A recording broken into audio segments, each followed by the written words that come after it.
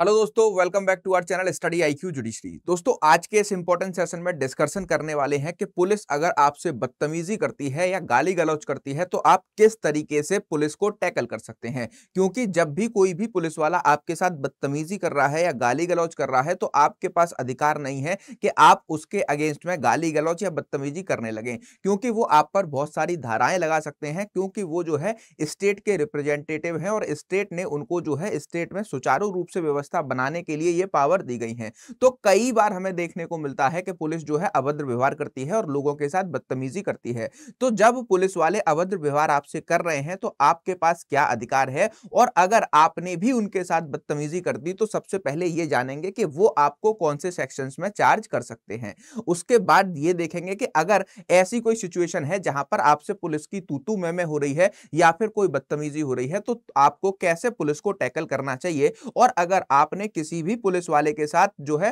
Police वाले ने आपके साथ बदतमीजी कर दी है और उसके बाद आप जो है नियरेस्ट थाने में जाकर या पुलिस स्टेशन में जाकर एफआईआर लिखाते हो, तब आपकी एफआईआर को लेने से मना कर दिया जाता है। तो आपके पास क्या-क्या अधिकार हैं कि उस व्यक्ति के अगेंस्ट में एफआईआर या फिर पुलिस वाले के अगेंस्ट में एफआईआर आप कब कर सकते हैं। चलिए तो स्टार्ट करते हैं आज के सेशन को। अगर आप मुझसे कनेक्ट होना चाहते हैं तो अपूर्व शर्मा ऑफिशियल या फिर अपूर्व शर्मा स्टडी आईक्यू जुडिशरी के इस टेलीग्राम ग्रुप पर ज्वाइन हो सकते हैं। अपूर्व शर्मा ऑफिशियल से आप अगर सर्च करेंगे तो आपको जल्दी मिल जाएगा। और यहां पर हम डेली बेसिस पर एमसीक्यूज करते हैं जो कि वेरियस स्टेट जुडिशरी में आते हैं। मैं आपको करंट अफेयर्स देता हूं इंग्लिश और हिंदी दोनों ही लैंग्वेजेस में, जो आपको वेरियस जुडिशियल स्टेट्स में मदद करते हैं। प्लस जो भी नोटिफिकेशन किसी भी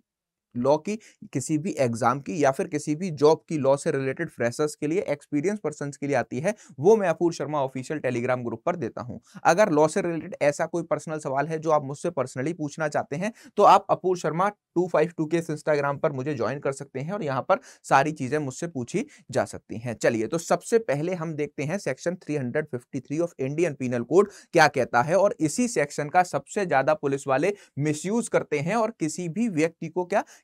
व्यक्ति को इसके अंदर चार्ज कर देते हैं। जब भी पुलिस वाले से आपकी तू-तू मैं होगी, लड़ाई झगड़ा होगा या फिर वो आपसे बदतमीजी कर रहे होंगे और आप उस बदतमीजी के अगेंस्ट में अपना रिएक्शन दे रहे होंगे, तो आपको देखने को मिलता है कि वो पुलिस वाला आपके ऊपर जो है 353 की चार्जेस लगा देता है। और इंडियन पीनल कोड में सेक्शन 353 के अकॉर्डिंग एक व्यक्ति को 2 साल तक की पनिशमेंट हो सकती है और उसके ऊपर फाइन भी इंपोज किया जा सकता है। तो इसको पहले रीड करते हैं और समझते हैं कि 353 हमसे कहता क्या है। असॉल्ट और criminal force to deter the public servant for discharging his duty. हम क्या कर रहे हैं, कोई भी नॉर्मल व्यक्ति किसी भी पब्लिक सर्वेंट के अगेंस्ट में असॉल्ट कर रहा है या फिर क्रिमिनल फोर्स कर रहा है जब कोई भी पब्लिक सर्वेंट अपनी ड्यूटी पर है। और इसी का फायदा उठाकर 353 ऑफ इंडियन पीनल कोड में पुलिस वाले हमेशा किसी भी व्यक्ति को चार्ज करते हैं जो पुलिस वालों के साथ बदतमीजी करता है, या फिर अगर वो भी बदतमीजी कर रहे हैं और उस टाइम पर वो जो है क्या उनको रोकने की कोशिश करता है या उसी मैनर में बिहेव करता है जिस मैनर में पुलिस बिहेव कर रही है, तो ये सेक्शन आपके ऊपर लगाया जाता है। Whoever assaulted or uses criminal force to any person being a public servant in the execution of his duty as such public servant, or with the intention to prevent or deter that the person from discharging his duty as such public servant, or in consequences on anything done or attempt to be done by such person to the lawful discharge of his duty as such public servant, shall be punishable with the imprisonment either description for a term which may extend to 2 years or fine or with both. ठीक, तो यहां पर क्या बताया गया, simple भाषा में आपको एक चीज बताने की कोशिश की गई है कि अगर कोई भी इंसान पब्लिक सर्वेंट को कोई भी काम करने से रोक रहा है, उसके अगेंस्ट में क्रिमिनल फोर्स का यूज कर रहा है या फिर उसको धमकी दे रहा है, असॉल्ट कर रहा है, डरा रहा है, तो इस केस में हमें देखने को मिलता है कि पब्लिक सर्वेंट को असॉल्ट करने पर और क्रिमिनल फोर्स करने पर उसकी पब्लिक ड्यूटी को डिस्चार्ज करते समय तो क्या हो सकता है, आपके ऊपर 353 की धारा लगाई जा सकती है और 2 साल तक पुलिस आपको जो है क्या कर सकती है, क्रिमिनल केस फाइल करके कोर्ट आपको 2 साल तक जेल में भेज सकती है। और जब भी कोई पुलिस वाला बदतमीजी कर रहा हो तो आपको भी बदतमीजी नहीं करनी है, आपको भी बदतमीज नहीं हो जाना है। आपको कुछ इंपॉर्टेंट बातें ध्यान रखनी होंगी, वरना 353 इंडियन पीनल कोड में आपको 2 साल के लिए जेल जाना पड़ेगा। और अगर वो मैटर जेल में जाने के बाद डिसाइड होगा कि आप जो है क्या, आप जो है जेल जाओगे या नहीं, गलती किसकी है, लेकिन यहां पर पुलिस आपको अरेस्ट करके थाने में बिठा देगी और रात भर 2-4 दिन जो है जेल की हवा खिलाएगी। तो पुलिस वाले जब कोई भी ऐसा मिसबिहेव आपसे कर रहे हैं, तब आपको जो है क्या करना है, इन सारी चीजों को ध्यान में रखना है और पुलिस वालों को इसी तरीके से आपको टैकल करना होगा। सबसे पहले जब भी कोई पुलिस वाला कितने भी जो है आपसे बर्बरता से बात करे, कितना भी चिल्ला के बात करे, आपको हमेशा पोलाइट मैनर में ही उसका जवाब देना होगा। आप ऐसा नहीं कर सकते वो वहां से चिल्ला रहे हैं, कोई गलती आपने की है या फिर किसी लॉ को वायलेट किया है और उसके बाद अगर वो आप पे चिल्ला रहा है, तो पुलिस वाले यहां पे पूरी तरीके से सही हैं,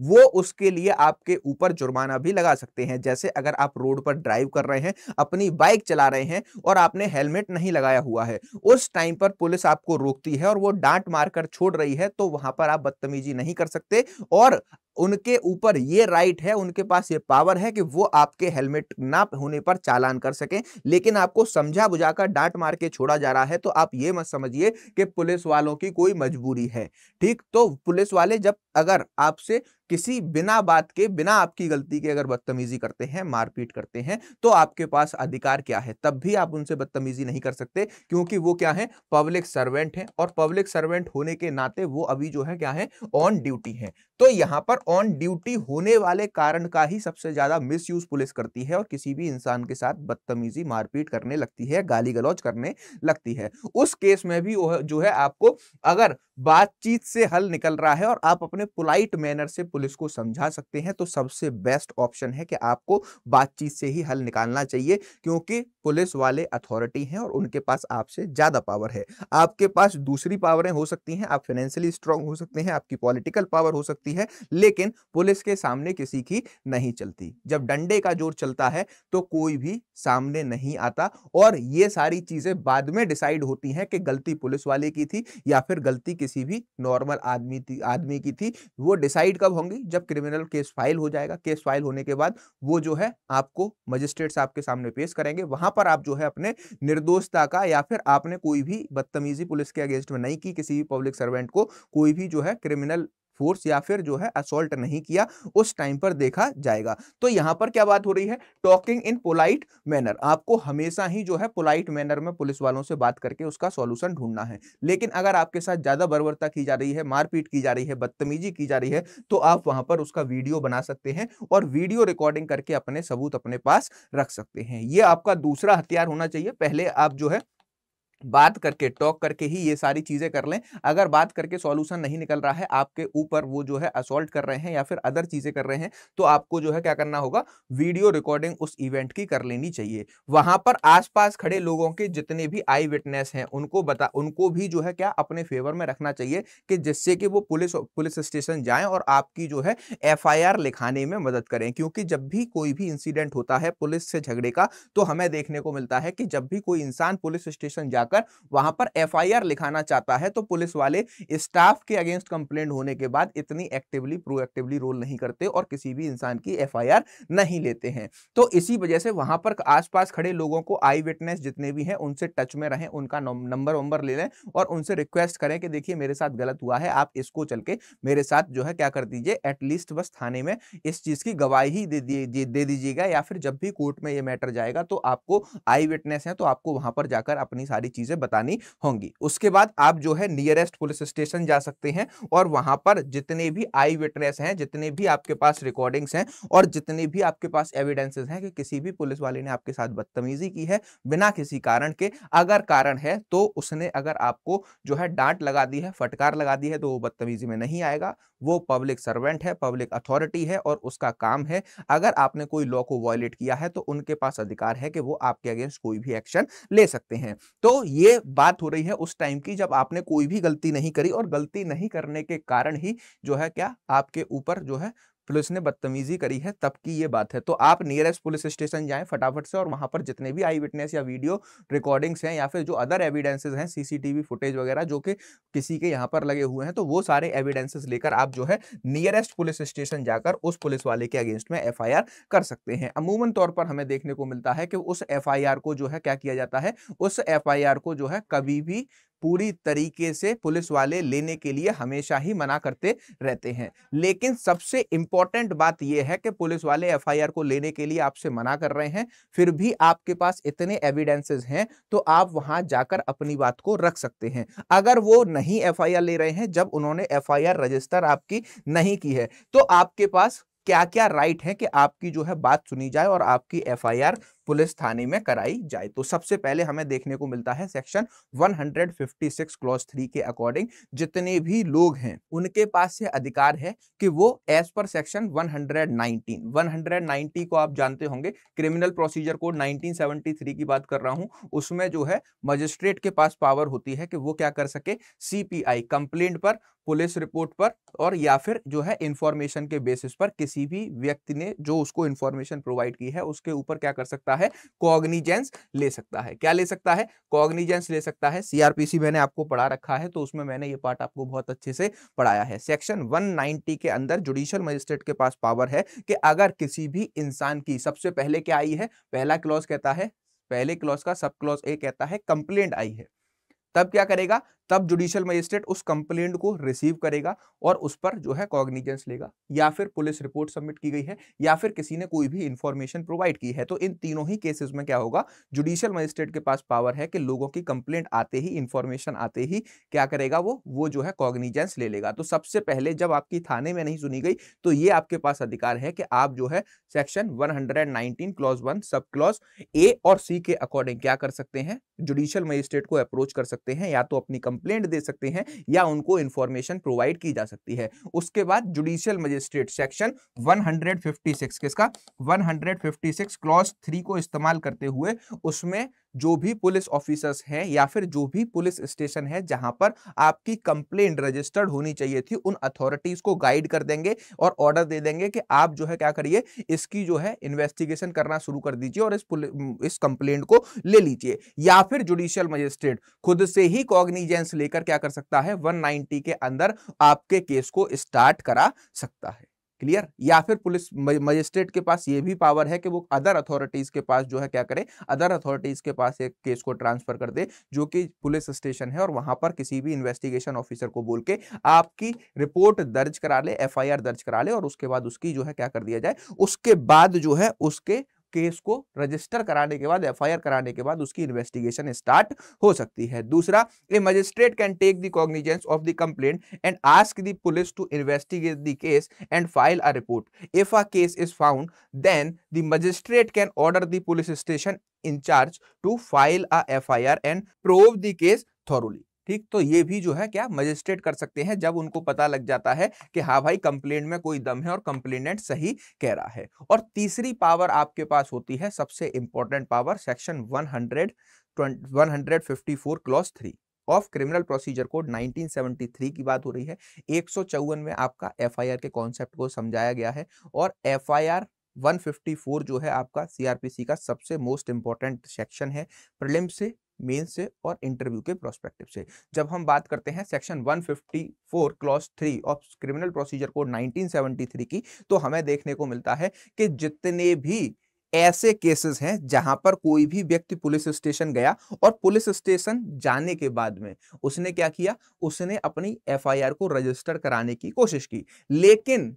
एफआईआर को रजिस्टर नहीं किया गया और पुलिस स्टेशन वालों ने उसको वहां से भगा दिया। तब ऐसे केसेस में उस व्यक्ति को जिसको भगा दिया गया है, जिसकी एफआईआर नहीं ली गई है, उसको नहीं सुना गया है, उसके पास क्या अधिकार है, उसके पास अधिकार है कि वो एक रिटन कंप्लेंट को फैक्स के थ्रू या फिर डायरेक्ट जाकर अपने सुपरिटेंडेंट ऑफ पुलिस को दे सकते हैं, क्योंकि डिस्ट्रिक्ट में सबसे ऊंची जो ओहदा होता है पुलिस महकमे में वो होते हैं हमारे सुपरिटेंडेंट ऑफ पुलिस और एसपी। और एसपी उस एप्लीकेशन को लेने के बाद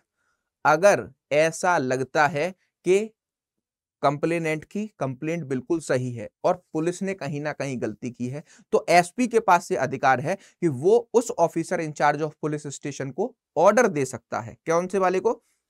उस officer in charge of police station जिसने उसकी एफआईआर नहीं लिखी थी, और ऑर्डर देने के बाद बोल सकता है कि इसकी एफआईआर लिख के इन्वेस्टिगेशन को शुरू किया जाए। अगर एसपी को ऐसा लगता है कि वो एफआईआर तब भी नहीं रजिस्टर करेगा या फिर एफआईआर रजिस्टर करने के बाद इफेक्टिवली इन्वेस्टिगेशन नहीं करेगा, तो एसपी साहब उस रैंक के किसी भी अदर ऑफिसर को अपॉइंट कर सकते हैं और उसको जो है इन्वेस्टिगेशन करने के लिए दे सकते हैं। तो यही बात करता है हमारा क्या, section 154 clause 3 of criminal procedure code. और जब पुलिस आपसे बदतमीजी करे, आपकी एफआईआर नहीं ले, तो सबसे पहले आपको सेक्शन 154 क्लॉज 3 की पावर्स को इस्तेमाल करते हुए अपने यहां के सुपरिटेंडेंट ऑफ पुलिस के यहां जाना होगा, और सुपरिटेंडेंट ऑफ पुलिस आपकी एफआईआर रजिस्टर कराएंगे। किसी इन्वेस्टिगेशन ऑफिसर को बोलेंगे या फिर उसी ऑफिसर को बोलेंगे, उसी थाने के officer in charge of police station को, कि इस पर कंप्लेंट रजिस्टर हो और इसकी इन्वेस्टिगेशन आप करिए। लेकिन तब भी वो मतलब एसपी साहब भी कोई एक्शन नहीं ले रहे हैं, तो इस केस में आपके पास अधिकार होगा कि आप जो है इस रास्ते को छोड़कर direct 190 of criminal procedure code में जाएं और जुडिशियल मजिस्ट्रेट के सामने अपनी कंप्लेंट को पेश कर दें। फिर उसके बाद जुडिशियल मजिस्ट्रेट क्या कर सकते हैं, खुद से उस केस को कॉग्निजेंस लेकर इन्वेस्टिगेट कर सकते हैं, या फिर 156 क्लॉज 3 में पुलिस ऑफिसर्स को उस केस को इन्वेस्टिगेशन करने के लिए बोल सकते हैं। तो हमने आज देखा कि अगर पुलिस आपसे बदतमीजी करेगी तो आपको क्या करना है, हमेशा पोलाइट रहना है, उनसे तू मैं नहीं करनी है। अगर आपकी गलती है तो वो अथॉरिटी है, उनके पास पावर है कि आपने अगर कोई भी क्राइम किया है तो आपको वो ऐसे किस तरीके से ट्रीट करेंगे। दूसरी सबसे इंपॉर्टेंट बात, आपको कभी भी पुलिस से पंगा नहीं लेना है, और अगर आप उनसे पोलाइटली बात करके अपने मैटर्स को सुलझा सकते हैं तो अच्छी बात है। अगर मैटर बढ़ता हुआ दिखे तो वीडियो रिकॉर्डिंग कर सकते हैं। अगर उससे भी ज्यादा मैटर बढ़ता हुआ दिखता है तो वहां पर जितने भी लोग खड़े हैं उनको जो है क्या, आई विटनेस बना सकते हैं। उसके बाद उस पुलिस ऑफिसर की जिसने आपसे बदतमीजी की है, आप थाने जाकर उसकी कंप्लेंट कर सकते हैं, एफआईआर को रजिस्टर करा सकते हैं। अगर रजिस्टर नहीं की जा रही है एफआईआर, तो आपके पास मैंने 3 अधिकार बताए कि सबसे पहले पुलिस स्टेशन जाना है, नहीं एफआईआर रजिस्टर हुई, उसके बाद आप क्या कर सकते हो, सुपरिटेंडेंट ऑफ पुलिस एज पर सेक्शन 154 क्लॉज 3 के अकॉर्डिंग एसपी को दरख्वास्त दे सकते हो। एसपी साहब ने आदेश कर दिया तो आपको जो है इन्वेस्टिगेशन आपके केस की चलती रहेगी। नहीं भी करते हैं तब आपके पास अधिकार है कि आप जो है सेक्शन 190 में जुडिशियल मजिस्ट्रेट के साथ अपनी कंप्लेंट को लेकर जा सकते हैं। लेकिन यही एक तरीका है जहां पर हम पुलिस की बदतमीजी से बच सकते हैं। और अगर किसी भी हालत में हमको एक काम नहीं करना है कि हमको पुलिस वालों के साथ उनके द्वारा बदतमीजी किए जाने पर खुद बदतमीज नहीं हो जाना है, वरना 353 के साथ बाकी बहुत सारी धाराएं आपके ऊपर लगाई जा सकती हैं। प्लस दूसरी इंपॉर्टेंट बात कि आपको जो भी मैंने एफआईआर कराने के तरीके बताए हैं और आपने पुलिस के ऊपर के साथ उतनी ही बदतमीजी की जितनी क्या कहते हैं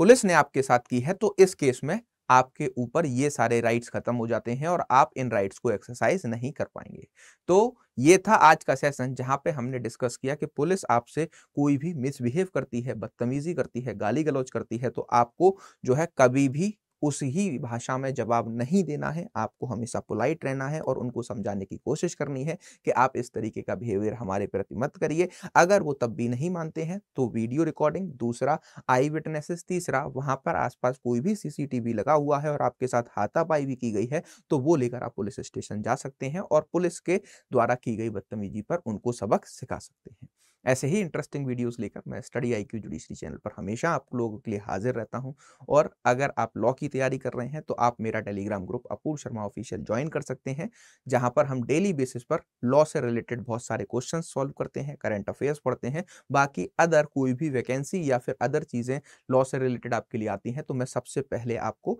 अपडेट करता हूँ। मिलते हैं नेक्स्ट वीडियो में। Thank you for watching.